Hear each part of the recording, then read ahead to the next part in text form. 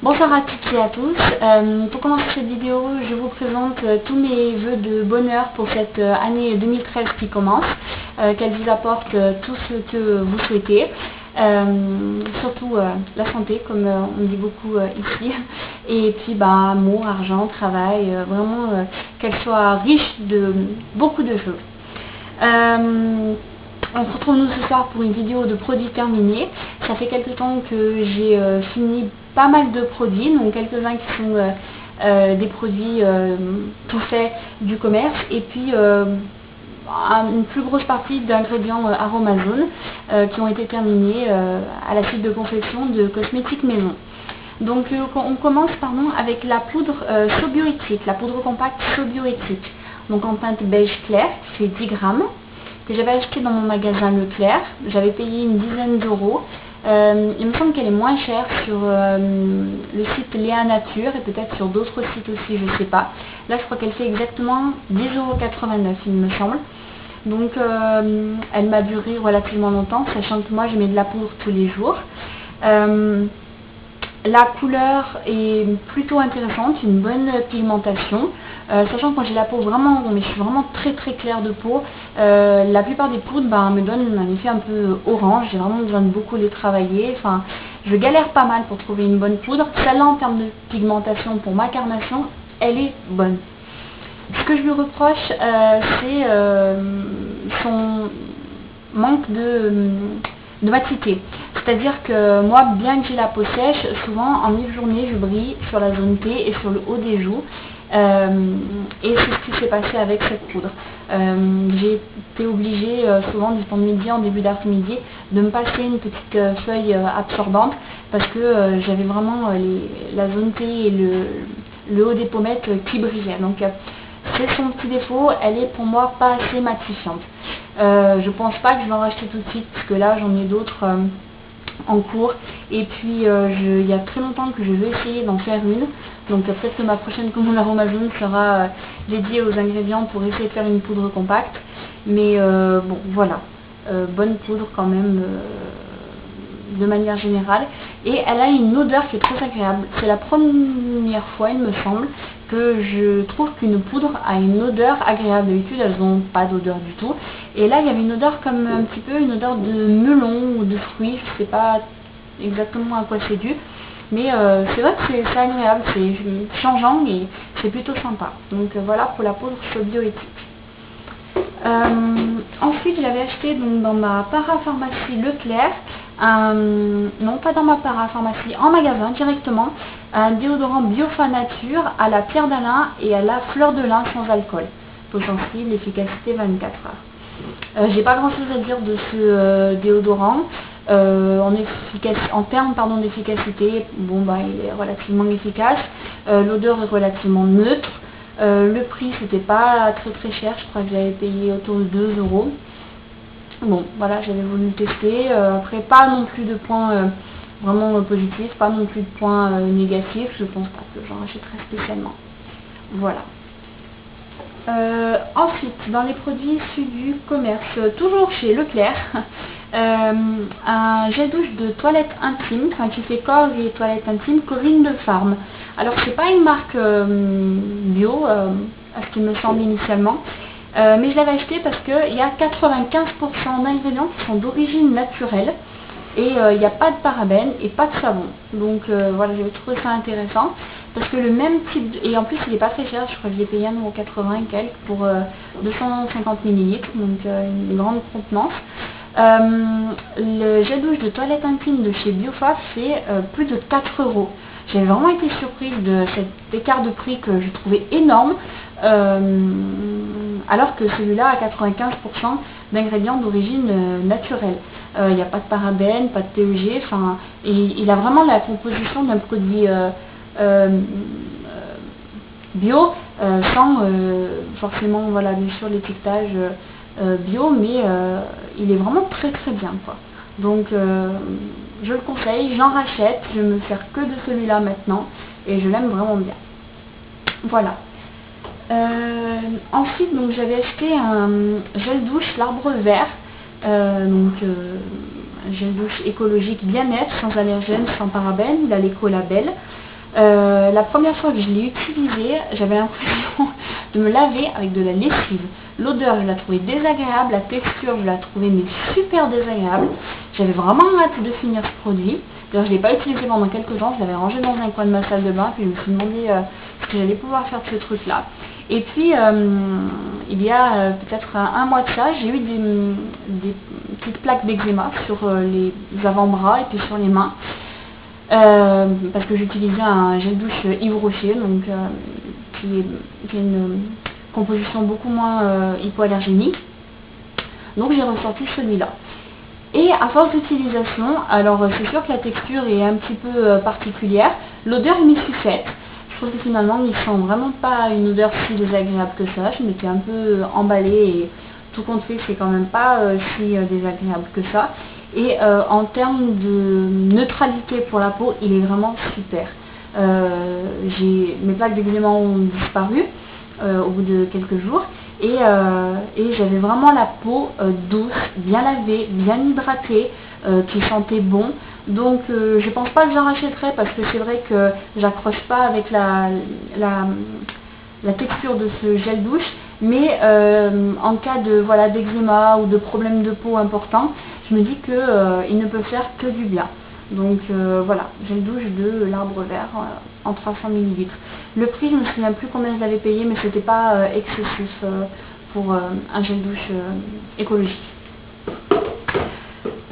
Et en dernier, donc celui-là je l'avais acheté dans un magasin Auchan, c'est un gel douche à la vanille et la noix de coco Bantu Bio en 300 ml. En termes de prix, pareil, je crois que ça tournait autour de 2 €. Alors celui-là, ça a été un peu l'effet inverse de l'Arbre Vert. C'est-à-dire qu'au début, j'avais craqué dessus, j'avais trouvé l'odeur à tomber, et puis en fait, ça m'a lassé, je m'en suis dégoûtée. C'est une odeur qui est très très forte, ça sent vraiment le monoeil à fond, et je m'en suis lassée. Ça m'a écœurée au bout d'un moment, je n'avais qu'une hâte, c'était de finir ce gel douche, donc je m'en suis servi pendant 4-5 jours, tout le temps pour pouvoir vite se terminer. Non, vraiment, j'en rachèterai pas. Je pense que j'achète d'autres gels douche de cette gamme parce que c'est quand même une bonne marque qui est éco-certifiée et tout ça, qui est pas très cher, mais pas cette odeur-là. En termes de neutralité pour la peau, j'ai pas eu de peau qui gratte, de plaques d'eczéma ou de... Non, ça par contre c'est vrai qu'il est pas mal pour ça aussi. Donc à racheter, mais pas dans cette odeur-là, vraiment c'est trop écœurant. J'avais vu une autre vidéo sur YouTube, je sais plus chez qui avait acheté je crois la version à gel douche du Maroc, à l'argan ou je ne sais quoi, et qui avait eu le même problème, c'était écœuré de l'odeur. Donc bon, on verra, j'essaierai une autre odeur et puis je vous dirai ça une prochaine fois. Ensuite j'ai terminé 2 huiles essentielles. Donc une qui venait de Aromazone, donc de la camomille romaine, qui est une huile essentielle très calmante qui s'utilise en olfactif, donc à respirer au-dessus du flacon ou sur un mouchoir. Moi j'utilisais souvent le soir avant de m'endormir. C'est vrai qu'elle est très calmante, quand on est un petit peu anxieux ou angoissé, on respire calmement cette huile essentielle 3-4 fois et moi je l'aimais bien, l'odeur est très particulière, c'est piquant, c'est fort, c'est vraiment intense, mais j'en rachèterai, c'est certain. Elle est chère malheureusement, là les 5 ml je crois font 6,50 € ou quelque chose comme ça sur Amazon. Donc c'est vrai que je m'amusais pas à la mettre en diffusion ou quoi que ce soit parce que je l'ai vraiment économisée. Je me la mettais parfois sur la peau, notamment en massage sur le plexus solaire ou à l'intérieur des poignets le soir. Mais bon, il faut vraiment l'économiser. Ceci dit, elle est très efficace. Donc l'huile essentielle de camomille romaine. Ensuite, j'avais troqué de l'huile essentielle de lavande astique, donc qui venait pas d'Aromazone, mais qui venait d'une Biocop. Donc la lavande astique, pareil, moi je la mets en diffusion le soir dans mon diffuseur d'huile essentielle. Elle a des effets aussi apaisants et calmants. Et je m'en suis servi aussi dans un spray répulsif pour le chien, puisqu'il urinait un peu partout dans la maison au début qu'on l'avait. Donc je pchitais avec du vinaigre d'alcool les endroits où il faisait pipi et il ne revenait pas dessus. Donc voilà, la lavande astique, donc là j'en avais 10 ml. Maintenant on va passer aux produits Aromazone. Donc là il y a un éventail un peu plus gros de produits. J'ai terminé récemment mes protéines de soie, à mon grand regret, puisque j'aime beaucoup cet actif cosmétique.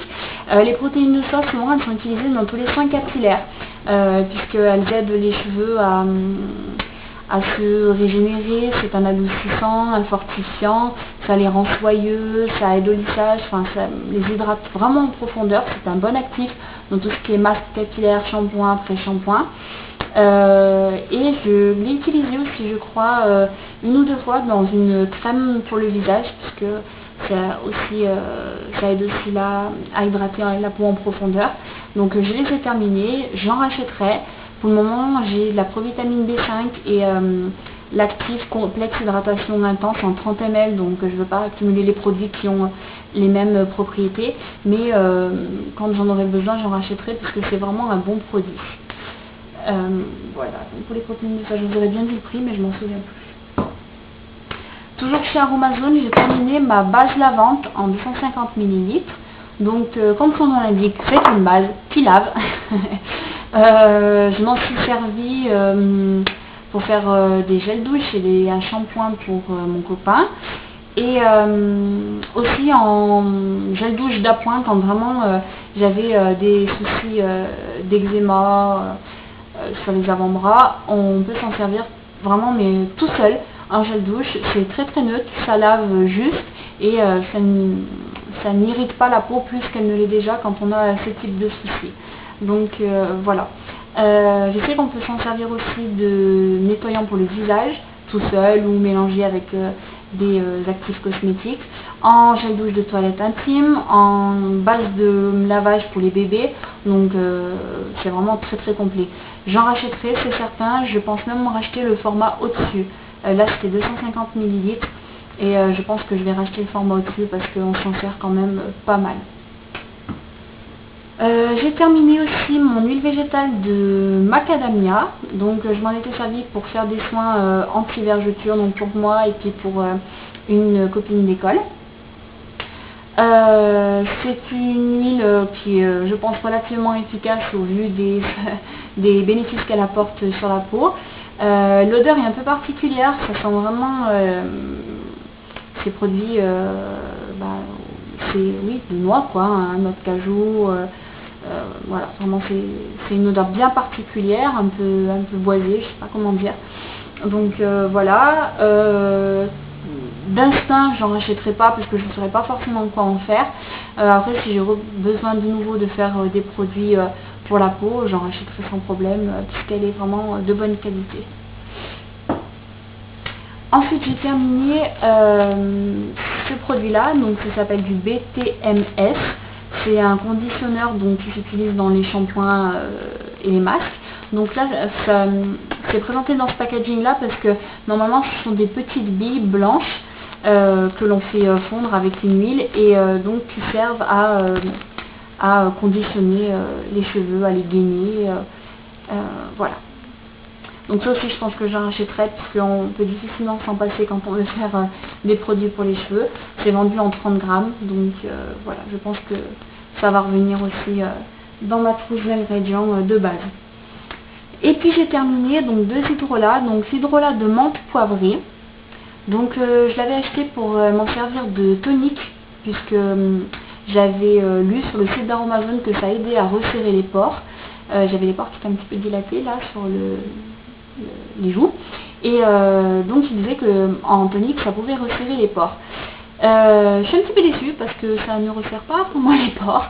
J'ai fait des masques avec, j'ai mélangé cet hydrolat avec de l'argile et puis je l'ai appliqué en cataplasme. Je m'en suis servi en tonique le matin après m'être nettoyé le visage.